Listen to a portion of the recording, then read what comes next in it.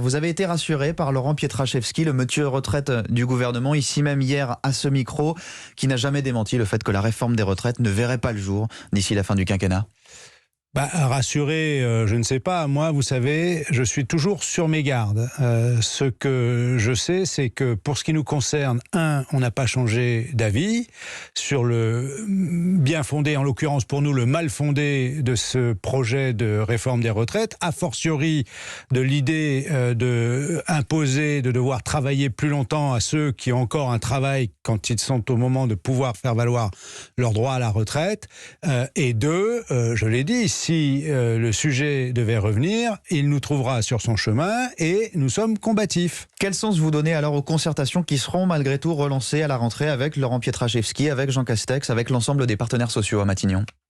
Moi, je note quand même, c'est pour ça que je dis que je reste sur mes gardes, c'est que à peine on a le sentiment qu'on va peut-être enfin sortir de la crise sanitaire. C'était un peu l'état d'esprit fin du mois de juin, début du mois de juillet, quand on a rencontré le président de la République. Aussitôt, on voit revenir le gouvernement, le président de la République lui-même, à grands pas, avec la réforme de l'assurance chômage, la réforme des retraites. Donc, encore une fois, moi je suis sur mes gardes et effectivement, l'urgence aujourd'hui, tout le monde le comprend à nouveau, c'est la crise sanitaire, la pandémie. Vous irez, avec le variant Delta. Donc, je pense que vous irez à ces concertations à Matignon en septembre ? Je sais pas, je vais voir ce qu'il en sera. En tout cas, si on vient me demander de discuter d'un recul de l'âge de la retraite, très clairement, je ne m'inscrirai pas là-dedans. On l'imagine. Il a défendu hier, Laurent Pietraszewski, à ce micro, la nécessité de réformer malgré tout un système qu'il décrit comme injuste et un système surtout déficitaire de 13 milliards d'euros encore cette année. Oui, mais ça, c'est les éléments de langage qu'on entend depuis le début. On ne cesse de nous dire il faut le réformer, il faut le réformer, il faut le réformer. Pourquoi ? À chaque fois que les arguments qui nous ont été avancés pour justifier cette réforme, on a démontré pendant les 2 ans et demi qu'il y avait eu de concertation, pendant la période du conflit social sur les retraites, à chaque fois, nous avons démontré, et j'ai eu à débattre avec les ministres qui portaient ce projet, avec les parlementaires qui en étaient les ambassadeurs, et à chaque fois, nous leur avons démontré que les arguments étaient infondés. L'argument financier est infondé pour vous aujourd'hui, 13 milliards de déficit cette année et un retour à l'équilibre, dit le Conseil d'orientation des retraites, pas avant 2055, si on a des prévisions de croissance comme celles qu'on va connaître cette année.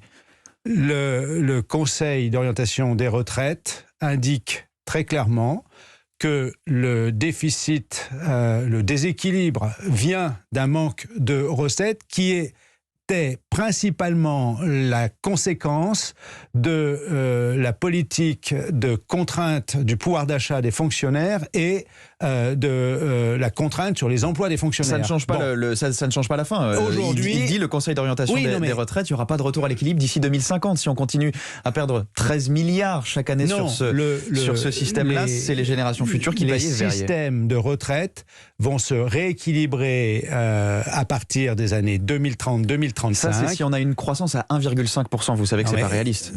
Ah bon ?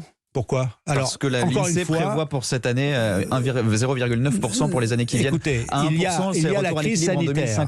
Il y a la crise sanitaire. Il y a les dispositions en conséquence de confinement, l'arrêt de tout ou partie de l'économie qui crée un déficit de recettes pour tous les systèmes fiscal, protection sociale, retraite, assurance chômage.